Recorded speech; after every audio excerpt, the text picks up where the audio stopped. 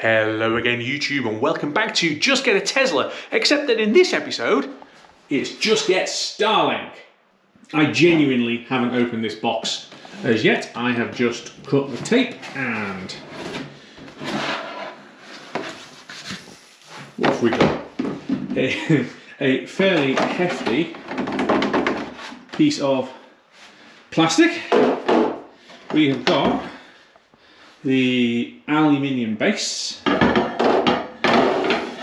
That is seriously impressive. And then we have got our dish. Okie dokie. And that is on a really long wire. 75 feet of wire, as I understand it. So, if you'll give me a minute, I'm going to pull all of that out of the box and then I'm going to show you where we're going to install it. Okay, so having just had a quick look at this, if we move that back out of the way again, shove that on there, love this. What we've basically got is, there's the power lead with its excitingly shaped proprietary connector on one end, and then you've got that one, which again is a, so what you need to do is to reach underneath the stem and just literally pull the wire out, and you've got this reasonably flat connector. It's still going to take quite a hole in the wall, so initially we're just going to route it through the window while we're testing this. So let's go outside and have a look. What we're going to do is, there is a whole load of wires already on the outside of my former bank, including this massive thing up here, which appears to have been some kind of telecoms connector for a whole load of stuff, which I've long since ripped out because it had all been disconnected. But there's a few places where I can run it, probably through the frame here, because this is a 1 gigabit fibre cable, which they wanted £1,000 a month to turn back on. No thank you. And the other place I could run it through is up here, where we've already drilled holes in the wall and shoved putty through. So either way, I'll be able to get this installed reasonably well. But what I'm looking to do, if we go past here, having played around with the app, where you ask it for where should we put it, a good location appears to be up here, next to my oil tank. So if I put it on the button, basically around here somewhere, then although you've got the end of the building here, and you've got a great big tree here and the back of the garage, actually most of the sky over here and over here is where it needs to see. So having had a play around with a few different spots, that appears to be the best place to put it. So what we're going to do is we're going to go back inside, and we're going to get the dish and we're going to stick it there. But first of all, we're going to unplug the cable, because what I'm going to have to do first, if we go back over here, is I'm going to have to go and fish the cable through the window, because it's got to get inside the building somewhere, and that top light window will open temporarily, shove the cable through, and we'll see how it goes. Okay, so there is a change of plan with regards to the wire, because when I open the top light window there, it won't actually go through, but there is a gap on the bottom of the back doorway, which actually was used to run a granny charger lead from that socket over there for a little while. So, and as you can see, although the sun is out, the snow is once again falling. So what we're going to do is go up here, hook the dish up with the wire which I've shoved up through the hole in the base,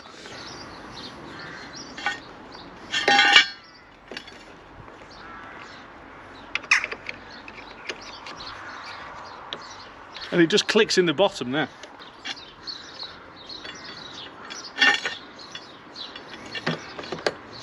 Okay.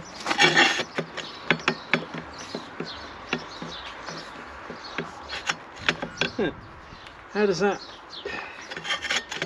click into the bottom of there?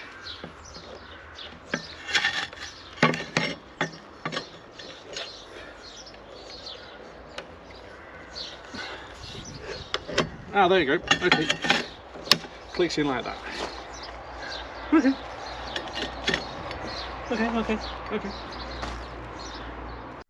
Okay, so not quite what I was envisaging, just because it doesn't actually work. But look, this will do for now.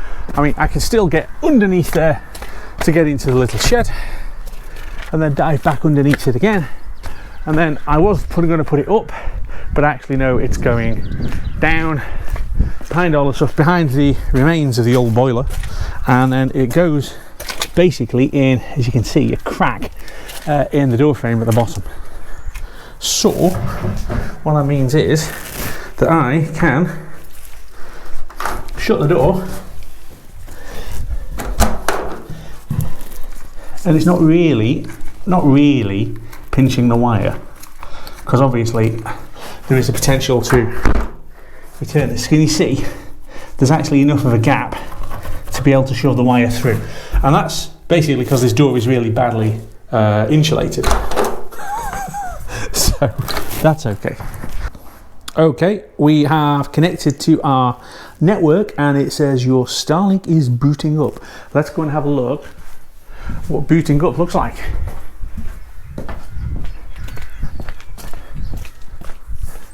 This is fun.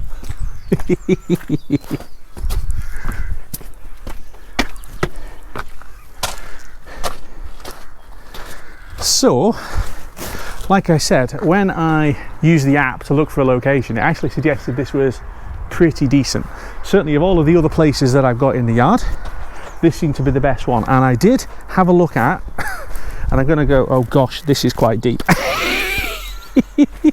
I did have a look at, let's come off here, going somewhere on the grass over here. And I even had a look in the yard. Obviously that's where my charge port is. But going on the bund appeared to be one of the better options. So we're going to find out soon enough whether it actually is. And the whole point here is you do have the option to return Starlink if it's not going to work for you. Now obviously what you can do is mount the thing on a pole. Now as you can see, I've probably got quite a few places that I can mount it on a pole. On the end of the boiler house, or maybe on the side of the building. There's actually quite a few things I'm not allowed to do with this building because of planning, but yeah, there's places that it can go, which is interesting. Plus also from here you can see exactly what the shape of this building is, and I know I've had quite a lot of questions asked about, you know, what on earth do you live in and why has it got railings, and basically because this was a bank with the bank manager's house extended onto it, so part of this building is my house and the other part is the former bank, which is now my office and soon is going to be a shop. Let's have another look. How are we getting on? It's still saying, can you see that? It's still booting up. So we're going to pause for another second while it finishes doing that. And we're still waiting. Although having checked on a website, it does suggest that it can take between 15 and 30 minutes for its initial boot. Okay, we'll wait for that then, because at the moment it still says booting, and if we go back outside, it's still pointed itself up at the sky, presumably still working out where all the satellites are.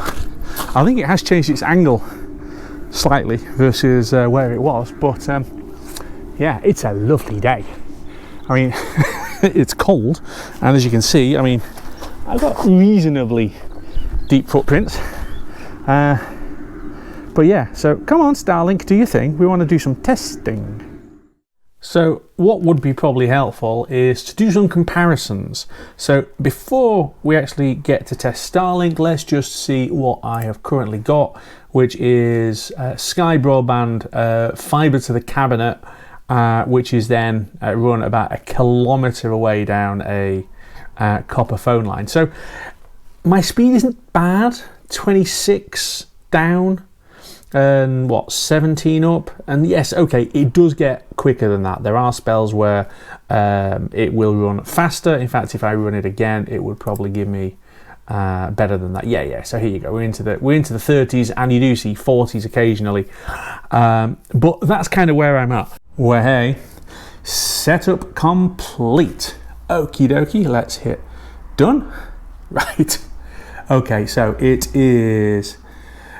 says it's gathering obstruction data. So what we're going to do first of all is we're going to go straight onto speed test. Where is it? And see what we get. Now this is only a first run, so as I understand it, it will improve as it goes. But it's already, yeah, that's the fastest we've ever had here, and it hasn't got going yet. So you've just seen my other test where it was getting 40 at best. This is starting off and it's getting 57. So that's already quicker, and the up speed as well it's about the same at the moment, but again, it is still calibrating itself. As I understand it, it is going to take a little while, but it is quicker than what I already had. And what we're going to do now is we're going to test again, and then we're going to keep testing and see how it goes. Yeah, fluctuating a wee bit there, isn't it? Okay, that's slowed down quite a lot. We're going to have to do some more testing on this, but that's all part of the fun, isn't it? So that time 27 up. Wow. So 27 down, and we're getting the same up. 27 up. Yeah. Okay. Good. Wow. That's going to make uploading 4K videos a bit quicker than at the moment when I'm getting, well, quite often I'm only getting 5 or 6 up.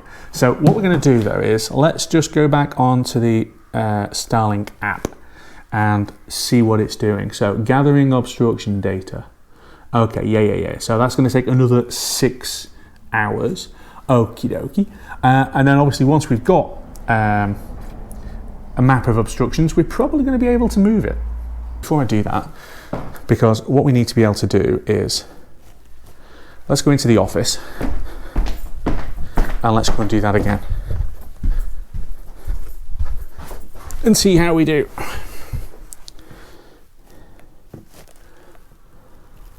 Because part of this is going to be how well the router actually copes with pumping signal through this granite building. So that's only getting 15 down and similar up. Okay. So I know, and I've already thought of this, and I'm likely to have to use basically Starlink's mesh network if we're going to make this work. But we'll have a go. So at the moment, it keeps spinning itself into different places in the sky. So that is a completely different angle to where it was. And as I understand it, it's going to take it about 12 hours to finish a proper scan. And then configure itself into where it's going to get the best signal, which is good. What we can do is we can do some router testing and see how far that's going to go. If I'm going to keep this, there is going to be a question about, do I go with Starlink's mesh system and buy more of their units, which I think are 140 quid each or something like that, or do I just buy the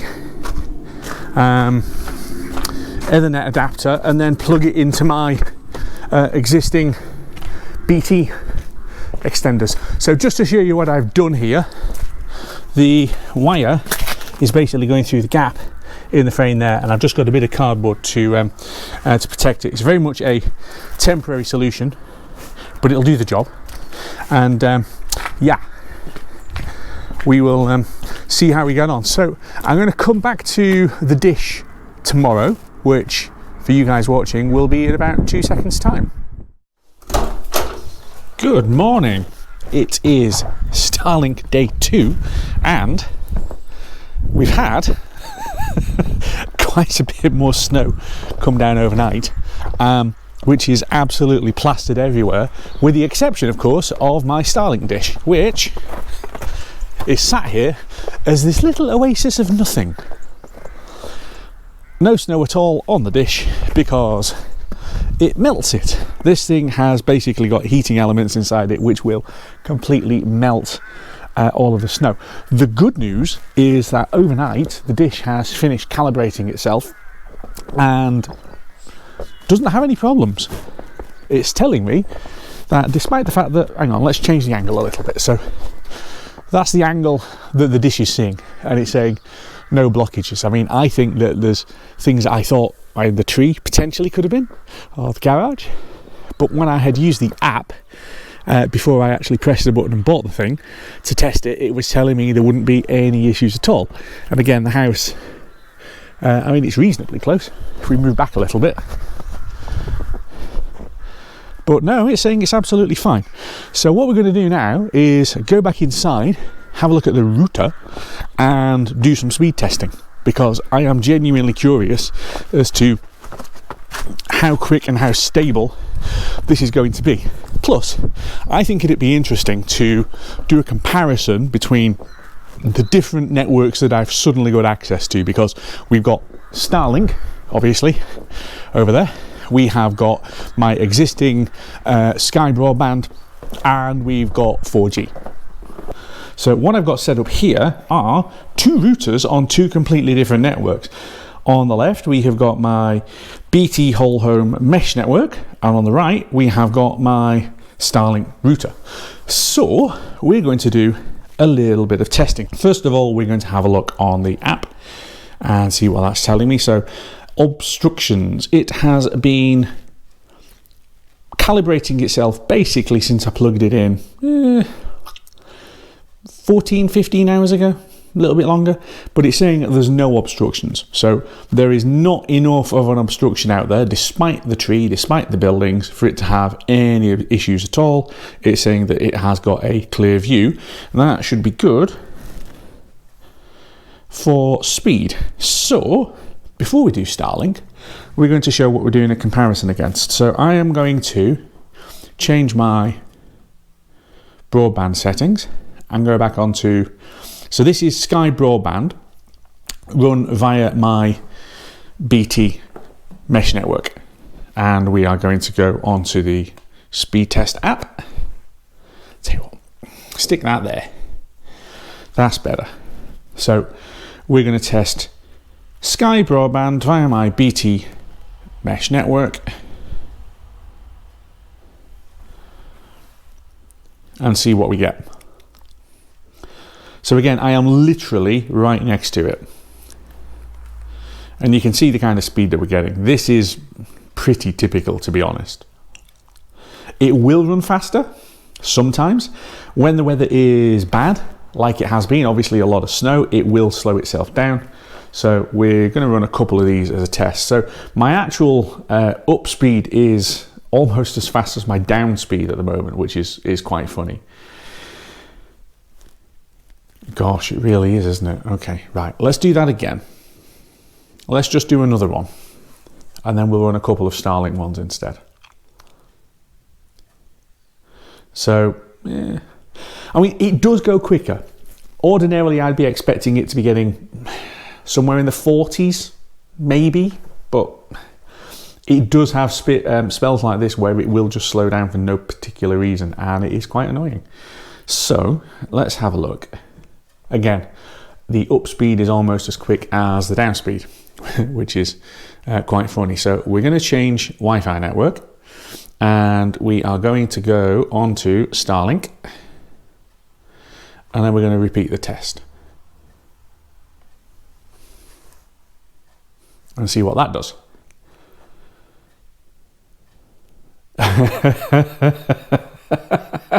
Are you seeing this? Good God, wow.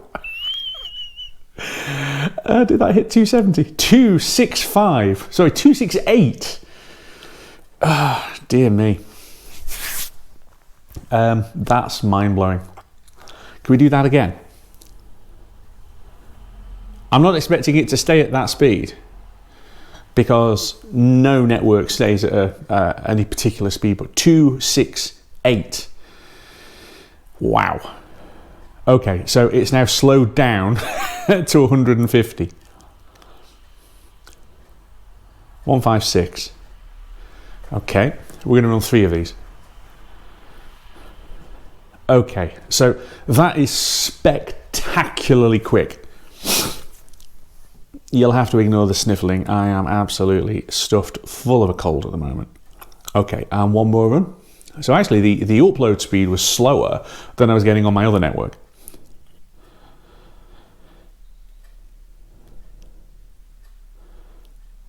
Yeah, 130. Oh, a little bit slower, 112, 115, 116. Okay, the point is, it is significantly quicker on a huge magnitude quicker than what I already had. And just to demonstrate that again, I'm going to just do one more revert back onto my Sky broadband, which is fibre to the cabinet. Unfortunately, the cabinet is about 1 kilometre away, which doesn't help. And obviously it's then going through my mesh network. Now the reality is we're going to need the mesh network with Starlink as well. And I'll talk about that in a minute. Come on, one more test. So back onto Sky broadband. Yeah, I mean you can see what we're getting through that. It's not particularly exciting, is it? Okay. So 21, 22, 23, exciting. And it's the same thing again. The up speed is almost as fast as the down speed. Okay, and then what we're going to do is we're going to turn Wi-Fi off completely, and we are going to be on 4G. Now I am on the 3 mobile network, which actually has got decent 4G here, and it's as good as any of the other networks here. This is going to be quicker, isn't it? Yeah, this is going to this is quicker than the broadband that I've got, which says a lot really. So what's that going to get? 38, somewhere around that. Yeah, 38, and the up speed won't be as good. Yeah, the up speed's rubbish. Yeah, and part of the consideration for this is, well, this is a granite building. Well, first of all, this is going to be the shop. So this was a bank, and I'll put a photo on the screen in terms of what this looked like when we first moved in. When you came through, this wasn't even a door, it was just a empty doorway. But there was a bank teller's desk and security counter and all of that kind of stuff there. This is going to get opened up as a stationery and craft supplies shop later on this year. The office where I work and produce videos is in there. I'm keeping that. But we are going to need to pipe faster broadband through. But these walls are substantial. The whole building's made of granite. I mean, you can see here in the windows just how thick the outer walls are, and that does make transmitting broadband quite difficult. So after a bit of rethinking, that's the back door and the wire coming through temporarily. Cables, I've moved it, so instead of it being out there on the ledge next to the BT disc, and by the way, that doesn't live there normally, I've just shoved it there so it was filmable. What I'm doing instead is I'm routing it down this little back corridor, because my office is in here, desk, set. This, by the way, is a strong cupboard, I suppose is the best way to put it, with a whopping great big mesh steel door and so on. So this really was a bank, but the point is I want to be able to get it, so I've got the fastest connection that I can in there. Already, I don't think the wire is long enough. Obviously, routing it along the floor like this isn't good, and by the way, it's already taken a tumble on the floor, but that doesn't matter. What we have now got, because it's finished doing calibrations and stuff, is speed. Lots of speed. That is pretty impressive. And just before I started recording this, having switched the thing back on and run a test. But here's then the thing. If I go into the office and I sit at my desk, it won't be as quick as that, because, well, we have got whopping great big thick granite walls, or internal walls at least anyway. So if I go back onto this now, or on a speed test, yeah. So you see the problem? Basically, the router is absolute pants at punching through walls, which I suppose isn't really a surprise. It's probably easier punching through ceilings. I have had a go at trying to neaten the cable install. So we are still sitting there up on the bund. Before anyone thinks, hang on, is that a bit unsafe? The reality is, this thing is pretty heavy.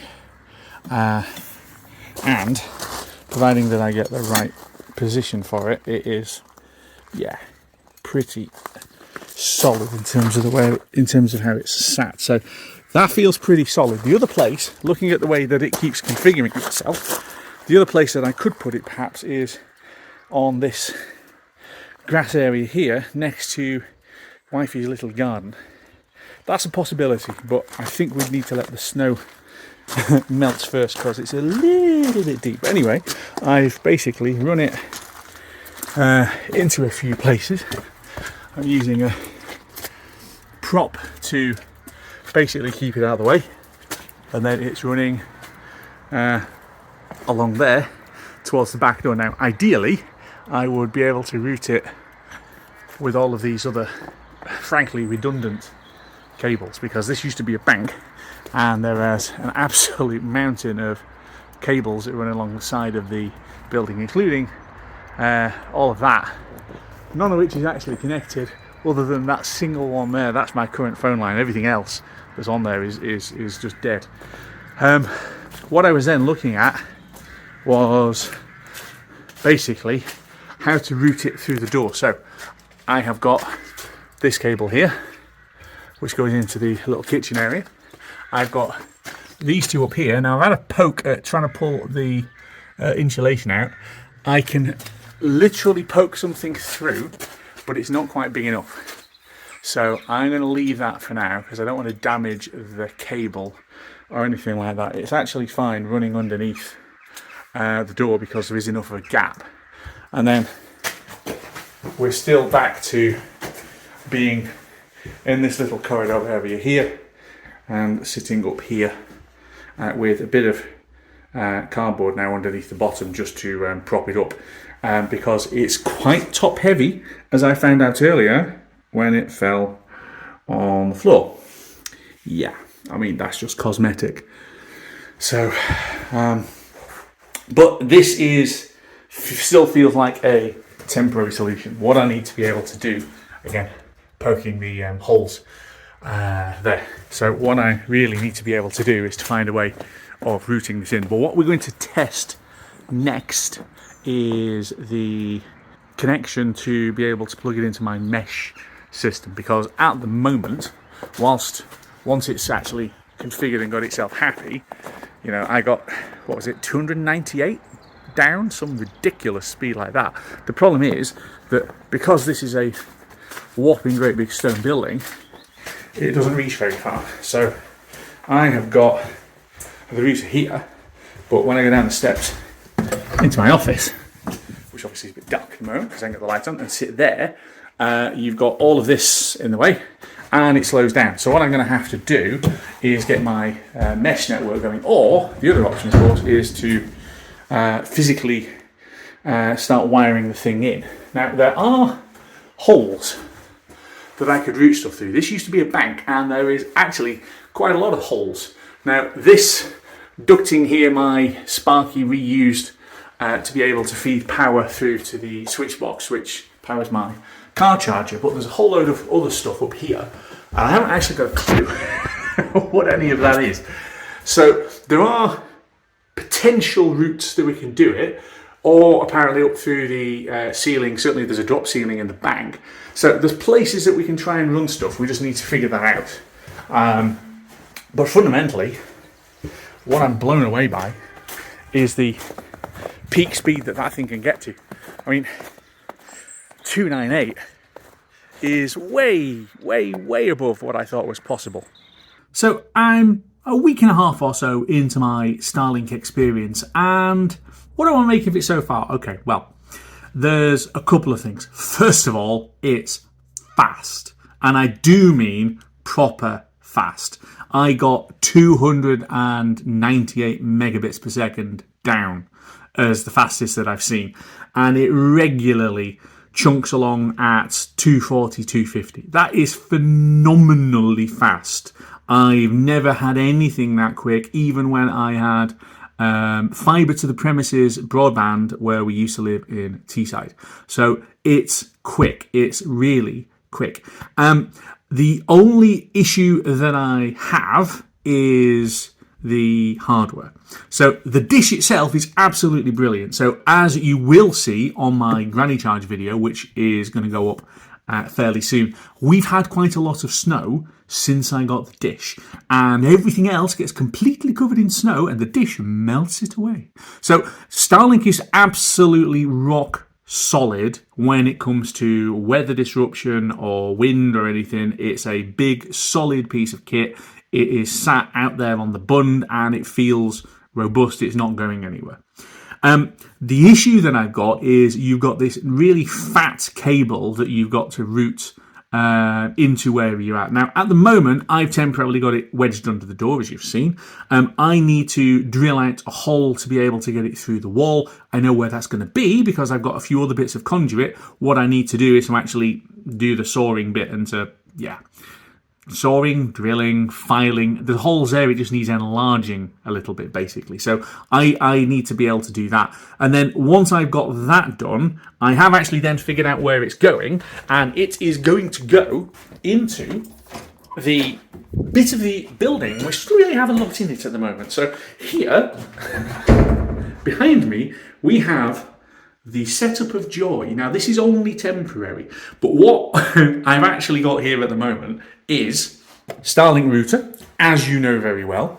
We now have a whole load of extra wires, and the reason for that is that I ordered, if we pull it out, the LAN adapter, which came in a box in 3 days flat, actually from the SpaceX building in Hawthorne, California, right next to Los Angeles Airport, via Leipzig and then East Midlands Airport and then Aberdeen Airport and then on a van. So that basically allows me to plug, as you can see, a Ethernet cable in, and I'm routing that into my spare router here, and that is then broadcasting, and that is then broadcasting, but I've got a mesh network, so that is broadcasting. So essentially what I have rigged up, and it really is rigged up, is we have got Starlink both going into here, because this is power for the dish and everything else, and going into here, and then this is then going into my mesh network. Now that, and all of this gubbins here, is only temporary, because what we're going to do is, with the magic of light, at the moment it's coming in under the door, but it's going to come in via holes up here, which are part drilled already. It's going to conduit its way across the ceiling. I'm going to punch another hole up there next to the power conduit that's already there. And we're going to bypass this whole area here. And having come through there, we're going to have the adapter thing behind there and the Starlink box. And then I'm going to run an Ethernet cable across the ceiling through a hole that's already up there, because this used to be a bank and there are piles and piles and piles and piles and piles of wires. And then after that, it is going to go through the drop ceiling, and we're going to route it basically up on top of here, where I'm going to terminate it, and then I'm going to plug it into my mesh network. But in terms of what it looks like in terms of speed, if we run speed test. Now this is on my mesh network, and I have got a disk over there on the windowsill, and you can see I'm getting power. I used to get maybe 40, 42, something like that, if I was lucky, and I'm now getting, as you can see, 154. Look, 155 down. So what I'm hoping for is that this mega speed is going to make my professional life a lot easier. I spend quite a bit of time in Teams meetings with people across Europe and now across the world as well. And obviously I edit and upload video. So I really do need a fast and stable internet connection. And with respect to what I had before, it just wasn't good enough. So this is part 1 of my Starlink journey, because obviously having it so that the wire's poked underneath the door and you've just got bits of whatever, that's not good. So I'm going to order the kit to be able to do a bit of a neater install, and then we'll come back and do part 2. And until then, don't forget to like and subscribe and all of the usual stuff so that you can see my new high-speed videos. And I'll see you very soon here on Just Get a Tesla and Starlink.